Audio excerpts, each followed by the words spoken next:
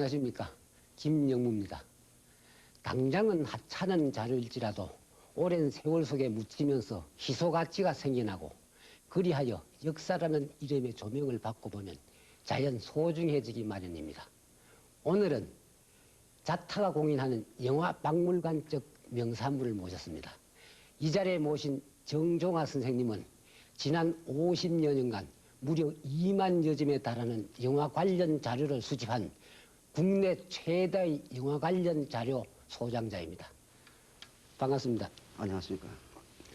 건강하시죠? 네, 불러줘서 정말 감사합니다. 느낌에 불과합니다마는 선생님한테는 많은 별명이 따라 다녔을 것 같은데 유년시절부터 지금까지 어떤 별명을 들어보셨습니까? 제가 그 53년도에는요, 그 초등학교 5학년 때는 아이젠하워 대머리라고 했습니다. 지나고 예. 그래서 지금은 제가 저 20년대, 30년대는 항상 그 영화 자료를 수집하기 위해서 가방을 들고 다녔습니다. 그래서 가방을 든 남자. 그 다음에 이제 30대 후반부터는 뭐 영화 사전, 또 뭐 영화와 관계되는 움직이는 영화 박물관 이렇게 지금까지 불렸죠 있습니다. 선생님 기억력은 가히 국보급으로 정평이 나 있는데 선생님의 어릴 적 꿈은 무엇이었습니까? 저는 뭐 어렸을 때부터 극장에서 살다시피 했고 또 영화를 좋아했고 수집을 좋아했습니다. 그래서 제가 1953년 7월 27일 날 그 휴전 협정일 날이 제가 최초로 미국 영화를 봤습니다.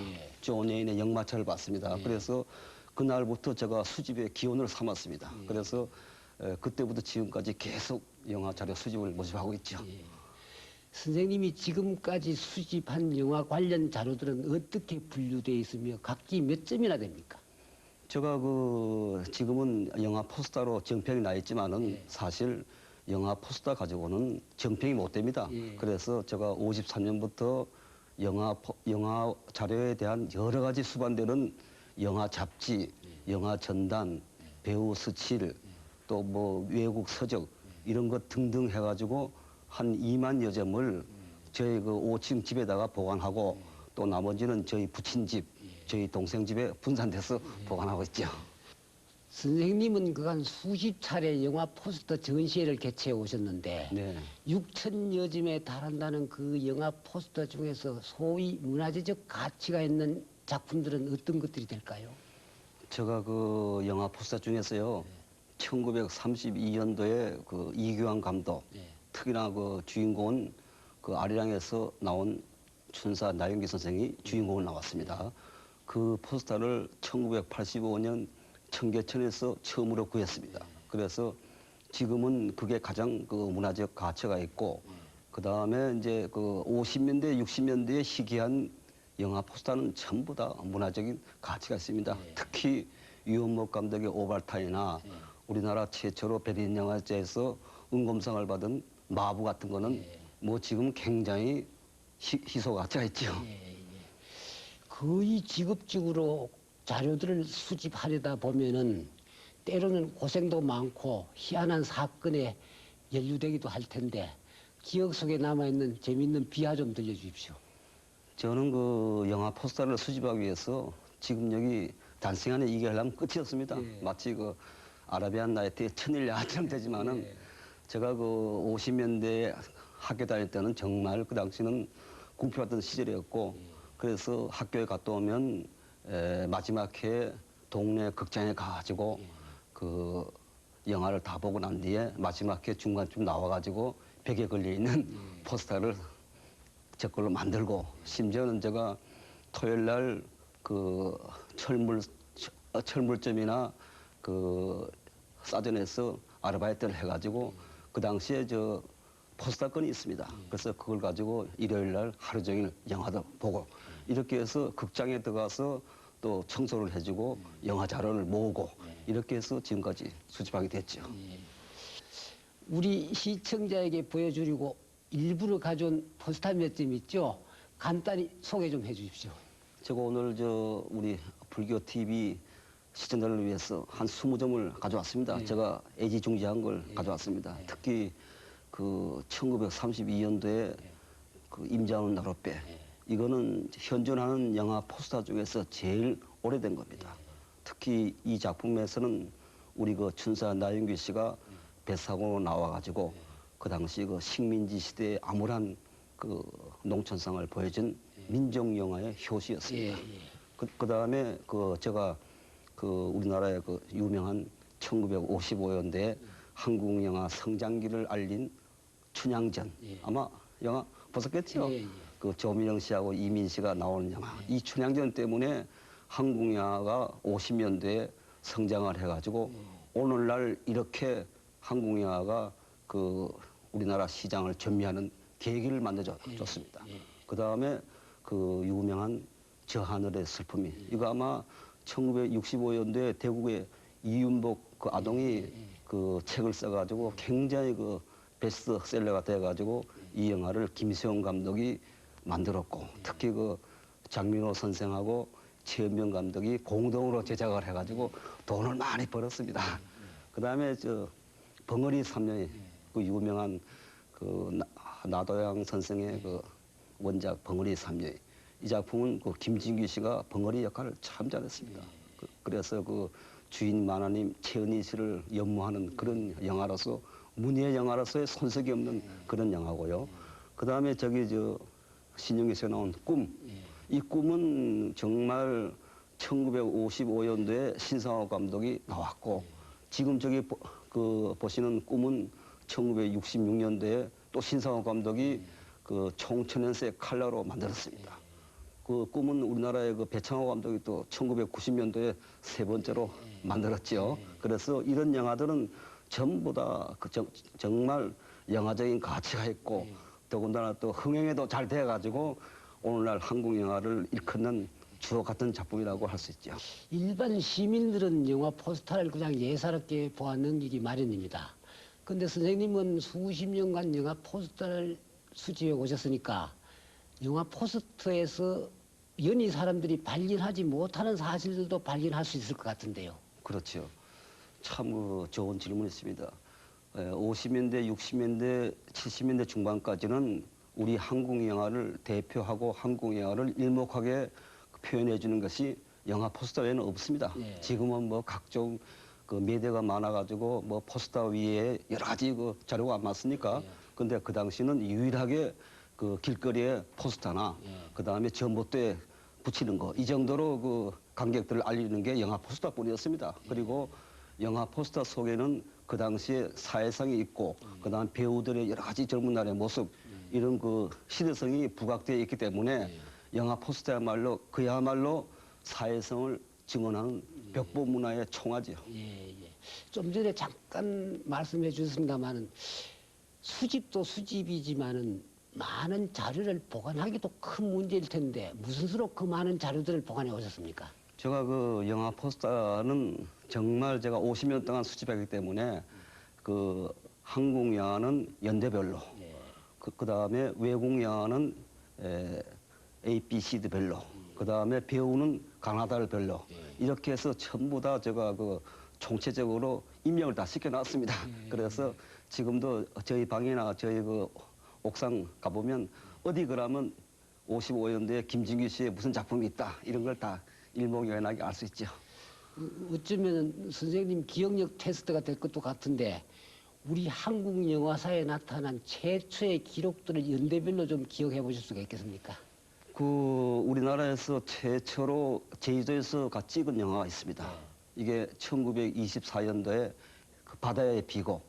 그 당시는 그 한문으로 바다가 해 아닙니까, 그죠? 그래서 해 비곡인데 이 당시는 이 영화사가 부산에 있었습니다. 그래서 부산서 서귀포로 해서 그 한라산까지 올라가는데 14일 걸렸습니다. 이 기록을 제가 1924년도에 그 영화의 주인공이 있던 안종화 선생한테 직접 그 들었고요. 그 다음에 뭐 여러 가지 많죠. 우리나라 뭐 최초의 기스씬, 최초의 해외 로켓 작품, 특히 우리나라에서 삭발 배우가 있습니다. 그래서 1961년도에 김진규 씨가 에밀레 종 아니었습니까? 에밀레 종 주인공으로 나오기 위해서 그 당시 반도 호텔 지하실 그 이발구에서 그 삭발을 했고 또 그 당시에 그 유명한 그 라이벌 최무룡 씨가 나도 질 수 없다 해가지고 한 달 후에 그 반도 호텔 지하실에서 원효제서라는 영화에서 또 머리를 깎았습니다. 이런 기록들이 흥미진진하게 한국 영화를 일별하게 할 수 있죠. 예, 예. 그 우리나라 영화 중에서 최초의 키스신이 나오는 영화가 어느 영화죠? 그거야 1955년도에 그 윤인자 씨하고 이향 씨가 있습니다. 그래서 이 두 분이 제일 마지막 장면에 7초입니다, 그게. 7초. 그래서 운명의 손이란 그 방공 영화입니다. 거기에서 최초로 7초 동안 그냥 그 이마에다가 얼굴을 댄 겁니다. 지금 보면 그건 아니죠. 그렇지만 그 당시는 그게 굉장히 사회적인 문제가 돼가지고 그 검열 당국에서도 뭐 이건 그 미풍양속에 해당이 안 된다 이런 그 왈부하다가 결국 그 방공영화라는 그 때문에 무사히 통과됐죠. 그럼 우리나라의 최초의 스포츠 영화는요? 우리나라 최초의 스포츠 영화는 1959년도에요.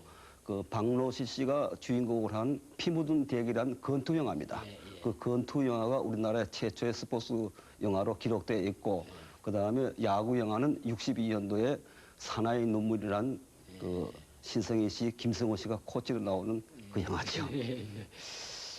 우리나라에서 제작된 불교 영화로는 어떤 작품들이 있으며 그 공통되는 특징은 어떻게 보셨습니까? 우리나라 그 불교 영화는 말이죠. 우리가 고구려 때, 신라 때 전부 다 고려 때 불교 아닙니까? 그러죠. 그래서 50년대, 60년대 초까지 우리나라의 사극 영화는 거진 다 불교 영화라고 볼 수 있죠. 특히 사명당, 뭐 그다음에 그 간세음보살, 뭐 여러 가지 그 불교 영화 석가모니 이런 영화들은 불교 영화의 대표작이었고 특히 그 임건태 감독의 80년대 만다라라는 영화는 정말 그 불교를 대중화시키는 불교 영화의 꽃이었죠. 선생님이 지금까지 관람한 영화는 대충 몇 편이나 되며 그 중에서 누구에게나 명화라고 권할 수 있는 작품들은 어떤 작품이 될까요? 저는 그 워낙 그 영화 강의이기 때문에 1953년부터 지금까지 거진 영화를 하루 한 편씩 본 꼴이 됩니다. 그래서 그 우리나라 한국 영화가 1919년 의리적 구투에서 시작해가지고 2003년 살인의 추억까지 5,260편입니다. 그 중에서 제가 그 52년 전까지는 영화는 3편밖에 못 봤습니다. 지금까지 쭉 본 영화가 한국 영화는 95%를 다 봤습니다. 그리고 외국 영화도 지금까지 수입한 영화가 15,000편이 됩니다.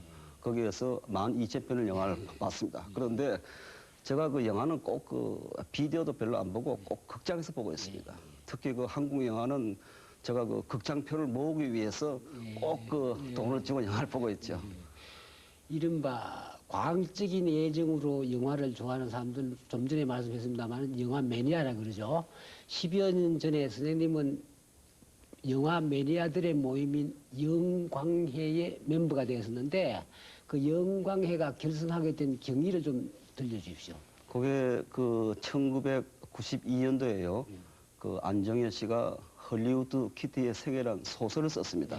그래서 제가 그 소설을 구입해가지고 그 하룻밤새 다 영화를 보니까 그 속에 영화 제목이 516편이 나오고 그 다음에 안정희 선생이 실수를 해가지고 뭐 여러 가지 기록이 좀 틀린 게 24편이 나왔습니다. 그래서 이걸 전부 다 제가 적어가지고 안정희 선생 집으로 제가 그 편지를 보냈습니다. 그래서 편지를 보내고 난 뒤에 만났죠. 충무로에서요. 그래서 안정희 씨하고 영화 얘기를 하니까 이분이 저하고 같은 세대의 같은 영화 강의였어요.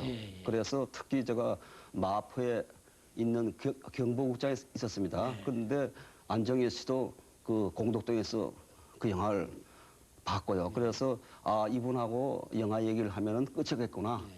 그리고 단순히 영화를 즐기는 게 아니라 영화를 좀 더 세분화해서 50년대, 60년대 영화를 논의할 수 있는 그런 모임을 갖자 해가지고 10년 전에 그 영화에 미친 모임입니다, 사실요. 광자가 미칠 광자. 그렇죠. 예, 예, 예. 그래서 영광회를 그 안정혜 씨, 그다음에 저 소설가 정건섭 씨, 정건섭.